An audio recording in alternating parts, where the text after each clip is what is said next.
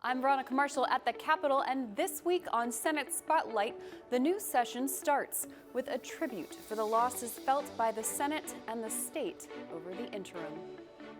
I believe the finest memorial to Melissa is to embody her spirit and her purpose. We'll have more on how senators plan to move forward this session.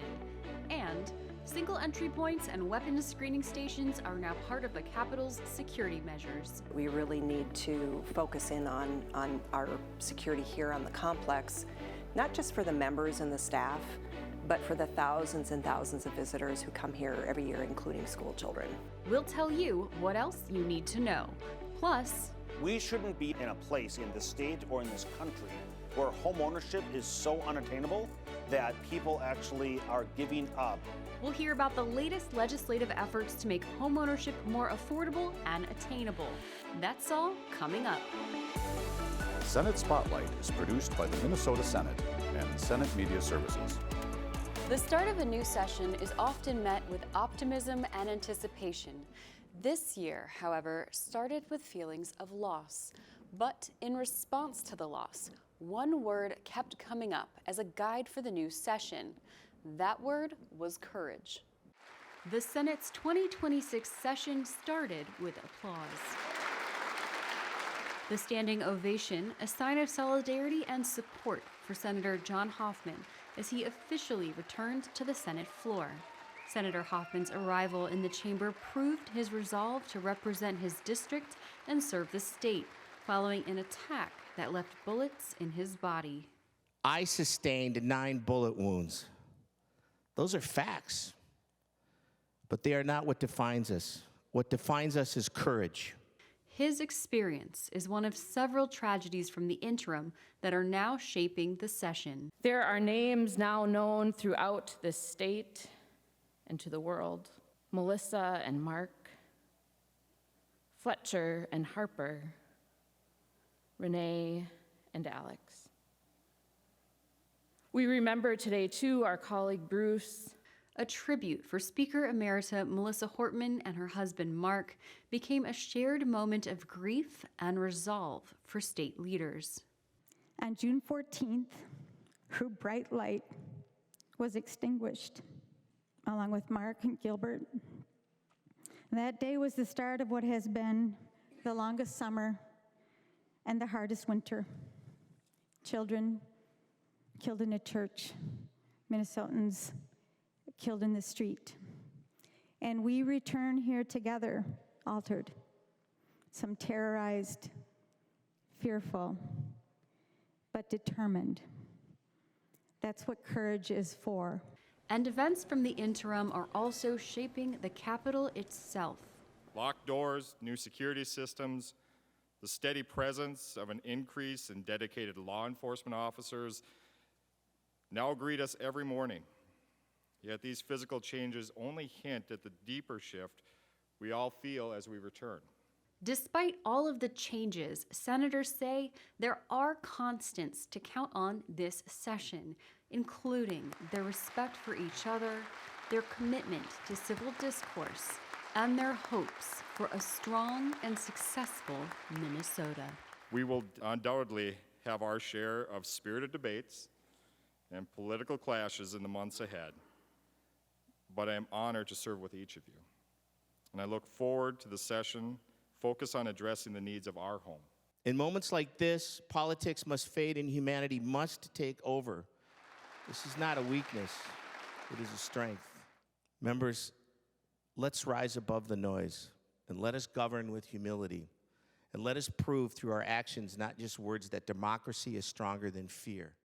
Meanwhile, a string quartet and therapy dogs were on hand to help senators, Capitol staff, and visitors process the emotional first day.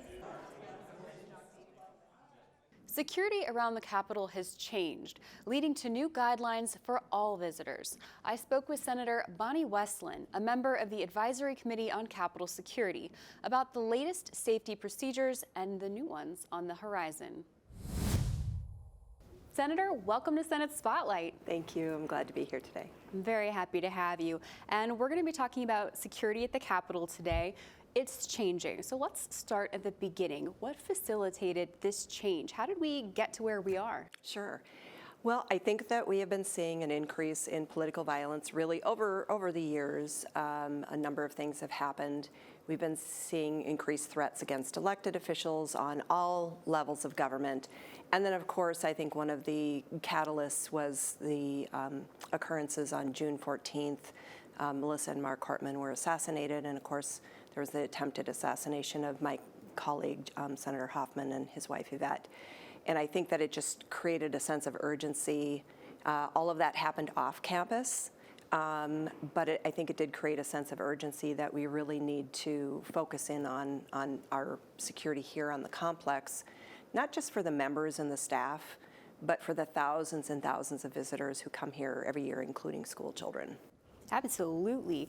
So I know that part of the review process included something called the Axtel report, and I think that that's a phrase we're going to become really familiar with by the end of this session. So what is it, and what did it find? Sure. So the Axtel report was commissioned by the DPS, and they focused really on 4 buildings for the time being.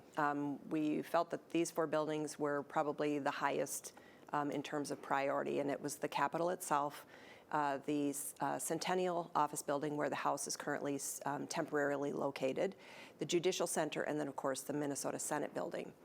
And they did a very comprehensive security assessment that included field work, walking through physical observations of the physical plant, a lot of stakeholder engagement and conversations with people who are here on the complex. And they looked at really everything. And then they came up with both a public-facing executive summary, and then there was also a confidential 400-plus page analysis that went into more detail. That is private and confidential, and that part will not be released to the public just for obvious reasons. And so that really was, I would say, the cornerstone of the work that we did on the Advisory Committee for Capital Area Security. And your advisory committee determined that weapons screening should be the #1 initiative, right? How did you guys make that determination? So that actually came directly from the Axtel report. It was the #1 thing, and one of the challenges that the advisory committee has had in past years is they have made recommendations that go then to the governor and to the legislature, and it hasn't been funded. And so the advisory committee adopted the recommendations by the Axtel group. And the question was asked, if there was only one thing we could do, what would be the thing that would have the biggest impact? And they were unequivocal that it was weapons screening.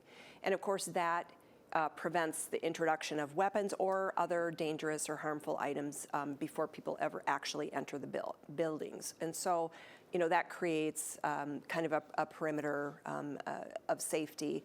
I think it also probably makes things a little bit easier for our Capitol security team. If people are already screened, inside the building once people are in, I think it makes their job probably a little bit easier. Yeah.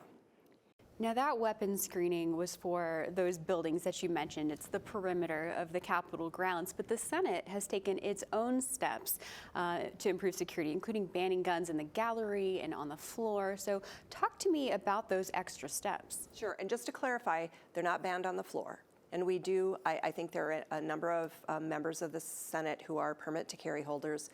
I would say that for many members, after June 14th and then threats that have been received since that time, there is a vulnerability with the gallery that I think a lot of members felt. And based on that, President Champion was able to basically issue something that said we aren't going to permit guns there. The Senate has the capacity to make rules and control areas that are within our scope. So the Senate office building, our gallery, our floor, and it just was determined that in order for members to feel more comfortable being on the floor of the Senate, that people just don't need to bring guns up into the gallery. Yeah. We know that you've mentioned there's some changes to security that the public can't know, just for those security reasons alone. And we mentioned some that they might see when they come, weapons screening at the doors and not being able to bring guns up into the gallery. What other changes might they see, or what do they need to know when they come here to the Capitol? I think really the weapons screening is going to be the most visible thing. There are going to be single entry points on the south of the Capitol, kind of on the lower level, so it will be accessible. People will go through evolve machines, which are very similar. If anyone's been to a Twins game, they process people through those very, very quickly. If someone's flagged, they get pulled off to the side, they check them out, and then they continue their way. But you can move people through very, very quickly. The tunnel between the Capitol and the Senate office building has a machine. I checked it out today, walked over to the Capitol. It is staffed by very lovely people who are there to be friendly and helpful. People go through very easily. You just walk through, and it is a way to screen for dangerous weapons and other materials. They do have an X-ray machine, and so I think if somebody comes through, like for instance with a large bag, that would have to go through the X-ray machine. But this is the type of screening that people should be used to at this point. You go to see a play, you're going to go through some kind of screening. You go to a Twins game, you're going to go through screening. And this is just a way, again, to ensure the safety of everybody who comes to our Capitol. Sure.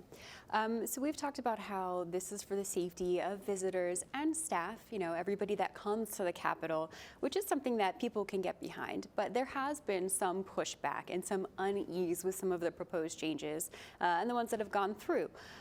One of those arguments is that these things make the Capitol less accessible. So talk me through the considerations that you and your committee members, debated when it came to balancing security and access. Sure. We are only one of about 10 states that did not do any screening. So we are an outlier. When you go to the U.S. Capitol, there's a rigorous screening you go through. When you go to 40 capitals around the states, around the country, you go through screening. And so I think the argument that somehow this impedes access is kind of a non-starter in terms of an argument. You will easily get through security, and once you're in, you can talk to anybody that you want to. This actually brings us into line really with the overwhelming majority of other states. And I'm of the opinion that if you are here to petition your government, I don't think you need to bring a gun to do that. We may have differing opinions about that, but again, many, many, many states screen for weapons and ban guns. Yeah, I went to the Delaware Capitol and I've been to the Texas Capitol, and I went through screenings for both of those. If Texas can do it. Yeah. But that does lead us to another argument, is that there is concern about people's Second Amendment rights, their right to keep and bear arms. So how do you address those concerns? So again, there are probably 6 states that don't have a weapons policy. And so we are, again, somewhat of an outlier. States like Tennessee, Alabama, West Virginia, I'm trying to think, Wisconsin, don't allow people to bring guns on their capitals. So this is not a blue state issue versus a red state issue. Red and blue states have decided that it is safer for everyone if people are not bringing firearms there. And I would just simply say the Supreme Court has held over and over again that there can be restrictions in sensitive areas, and government buildings, courthouses, and so forth have been determined in the past to be sensitive areas, and even the recent Bruin decision upheld that and stated that that is still the law of the land. And so people have a right to bear arms, but even Antonin Scalia said it's not an unlimited right, like most of our rights. We have a right to free speech, but it's not. There are some guardrails around that, and so this is no different. Yeah, it's not absolute. Correct. Okay, well, let's talk about what happens next. Do these changes meet all of our security needs here at the Capitol, or do you think more is to come? So our report actually had a number of categories of recommendations that have now gone to the legislature and the governor. There may be some things that will require legislative policy making. I will be introducing a bill to ban guns on the Capitol. As it stands right now, permit to carry holders will still be able to come to the Capitol with their firearms. They'll go through screening. They will have to show their permit. You can't bring long guns, and if you don't have a permit, you can't bring a gun. I just feel that we shouldn't have guns on the Capitol complex at all, and so I will be introducing that. But there are other things. There are things like more consistency in terms of staff access, badges. We now have encrypted badges. We're in the process of getting encrypted badges for everyone. But having more consistency between all of the different buildings in terms of what the badges look like and so on. So there are internal controls also. Once people are inside the building, visitors are inside the building, what kind of internal controls are we having? Are there places that are not accessible to the public, and how are we ensuring that? When employees leave their employment, how are we ensuring that they don't take their badge with them? I mean, so there are those sorts of things. There are technological advancements and things that we're looking at and have recommended as well. Also things like behavioral threat assessments. You know, we want people to have training so that they are observing the public as they're coming in, and maybe you know, assessing whether somebody is behaving in an unusual way that might raise some concerns. And so there are a variety of other things that really will be looked at, but not all of those things require legislative action, but they probably require money. And so this has been the other problem. The Advisory Committee on Capital Area Security has often made recommendations that have a price tag with them, and those recommendations have not been funded. So Department of Administration, I think, is asking for about $41 million. I don't know that we have the money, but again, either we're serious about security or we're not, and so I think we have to really address those things.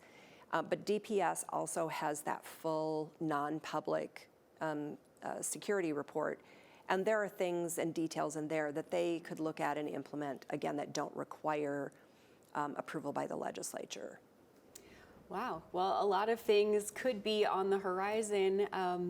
And thank you just for a great conversation, Senator. This has been great. My pleasure. Thank you so much for your interest. Among all of the other changes, 2 new faces have joined us in the Senate chamber this year. Senate DFLers welcomed Amanda Hemmingson-Yeager into their caucus over the interim. Senator Hemmingson-Yeager comes to us via a special election win in Senate District 47, which includes Woodbury and Maplewood. I love the energy in here, and I know we're all excited to get to work, so I just wanted to say thank you. And after winning Senate District 29's special election, Michael Holmstrom joins Senate Republicans. His district covers parts of Hennepin, Meeker, and Wright counties. I will tirelessly work to ensure this office remains a strong, effective, and principled voice of the people. When it comes to government spending, a lot of us have questions. Questions like, how and where were my tax dollars used? But tracking down the data to understand the entire budget can be time-consuming and frustrating, and that's where we come in. Dozens of summaries, graphs, and charts across hundreds of pages, working together to do just one thing. Tell the people what happened. Fiscal analyst Krista Boyd says the fiscal review is as simple as that. It's like a one-stop shop of government spending. The award-winning document, published by the nonpartisan Senate Council Research and Fiscal Analysis Office, plays an important role in government transparency, accountability, and accessibility. It puts together the enacted budget, and it tries to do it in a nonpartisan manner. It shows the whole budget and it divides it up into different budget areas. I think it can be extremely hard for the public and even members and even people who work here to access data that they need for a specific thing about the budget or what was spent or what was considered. It's really the only place that sums up everything that was done that year in the budget. Everything that was enacted that affects the state budget. For example, if you want to know how much money was appropriated for ambulance service provider programs last session, turn to page 64. If you're curious as to how much money was set aside for the Department of Education's school unemployment aid, you can find that on page 39. I believe this information is helpful because it's nice to see where we've been and why we've done it, and keep that in mind for where we're going. And speaking of where we're going, the fiscal review is heading towards greater accessibility. Currently, the document is structured to be a printed document.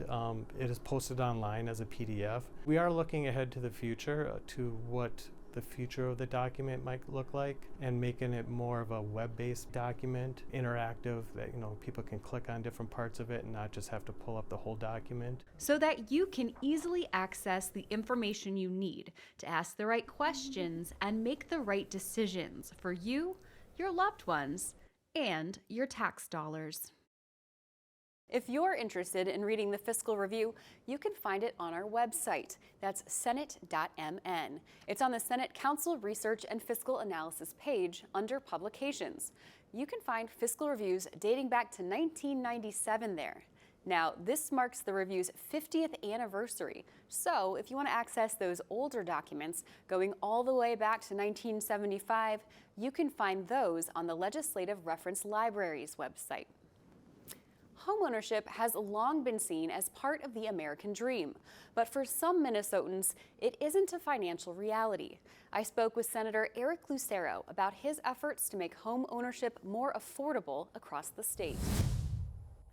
Senator, thank you for being here. Now, today we're here to talk about affordable housing in Minnesota. And the Minnesota Housing just put out their annual Workforce and Affordable Home Ownership Development Program report. You are one of the senators they specifically mention in this report. So what is your connection to the program? Well, myself, my own personal background, I am a real estate agent.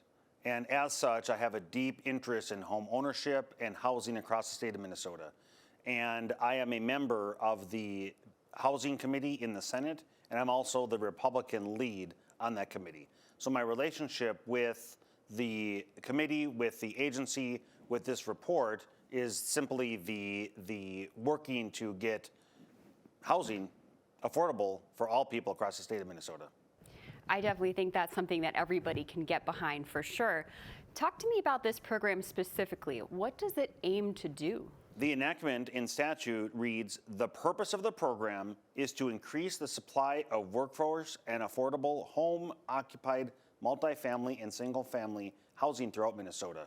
In other words, for people in single-family homes or multifamily homes that are going to be owner-occupied is working to make home ownership more affordable.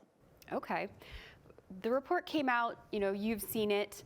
What were your main takeaways from the report?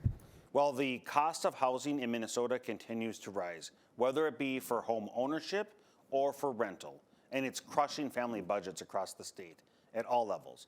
And there was certainly progress made. I think there was 123 homes built across the state of Minnesota per this program, and that's a positive thing. However, that doesn't make a dent at all in the shortage, the true shortage that's happening in the supply of housing, the cost of housing that families are experiencing across the state. The reality is there is not enough government money, whether it be this program or similar programs, to solve this issue. So what can we do then to either improve the program's efficiency to target the areas of need that we're seeing, or outside of the program, just generally make homeownership more affordable in Minnesota? Well, there was a recent report put out by the Realtors Association that the average age now of first-time home buyers is 40 years old.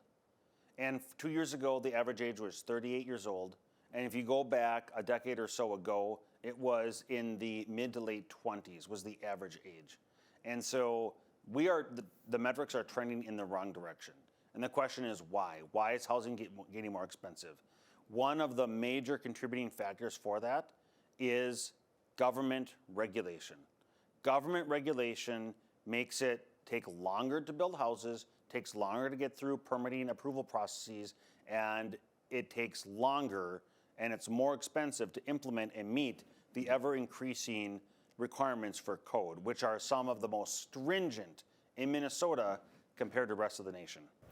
And I feel like we talked about this last session as well. So what impeded those ideas from, coming to fruition then? Because obviously it's an idea that everyone can get behind. It should be. It should be a common sense examination and not be partisan at all. that when you look at the state of Minnesota compared to each of the surrounding states, to build a comparable home in Minnesota versus the surrounding states, it's anywhere between $50,000 and $150,000 more expensive to build the identical house in Minnesota, again, compared to our neighboring states. And these neighboring states, we have substantially similar workforce, we have substantially similar, obviously, weather and things like that. So there is no excuse other than the regulation in the state of Minnesota. So why hasn't there been progress? I think that there has been a greater interest by some to put more programs in place to try to have government intervene, when the reality is, just as we see with this report, 123 new homes, that's great. But that doesn't make a dent, and we can't keep looking to government for solutions. Instead, we need to have government roll back the hindrances that they're causing, which is driving up the price of housing. Well, given that things are trending in the wrong direction, as you say, do you think there'll be an appetite for any of that kind of work this session, or what kind of timeline would we be looking at? We have an incredibly short timeline this legislative session. From the time we gavel in until third deadline, which is when all legislation has to make its way through all committees, there's only 6 weeks. And so there's a lot of work to get done on a whole host of issues. It is going to be a challenge, no doubt. However, I'm going to be continuing to push for the rollback of some of these regulations to allow the free market to do what it does best, is build more supply. If we have more supply that meets the demand, that will help to drive down prices and make homeownership more affordable for all Minnesotans. And just as a final thought, why don't you take me through why that is important? Because, you know, for people that live in rentals and things, they might not care as much, or younger people might not care as much about home ownership, but it's something that impacts the entire state, whether you own a home or not, right? 100%. So home ownership, it's the key to almost every other aspect of our life. We need to have stable housing because that influences how well we sleep. If we have stress, we have to have a place for our children to be able to come home to and have stability. It impacts their education. It impacts, again, the ability to find work with having a home to come home to every day. And it impacts everything about us. So one of the things that I recently heard was a podcast, and they were talking about the American dream. If we think about the American dream, it's often said, for decades, the American dream included becoming a homeowner. And in this podcast, they were talking about the frustration that some younger people are feeling, that it is changing the definition, the frustration and the inability to become a homeowner. Now, again, the average age being 40, it is actually altering the definition, and some in the younger generations are giving up. And they're saying they're going to be a perpetual renter, and they're changing their lifestyles accordingly. That, to me, is shocking, it's frustrating, and it shouldn't be. We shouldn't be in a place in this state or in this country where home ownership is so unattainable that people actually are giving up the hope of becoming a homeowner and instead settling to becoming a perpetual renter. That's why it's so important that we continue the cause of working as hard as we can to roll back government hindrances to provide that opportunity for everybody to become a homeowner. Senator, great conversation. Thank you so much for being here today. Thank you so much for the opportunity. That's all the time we have today. Thank you for joining us, and see you next time.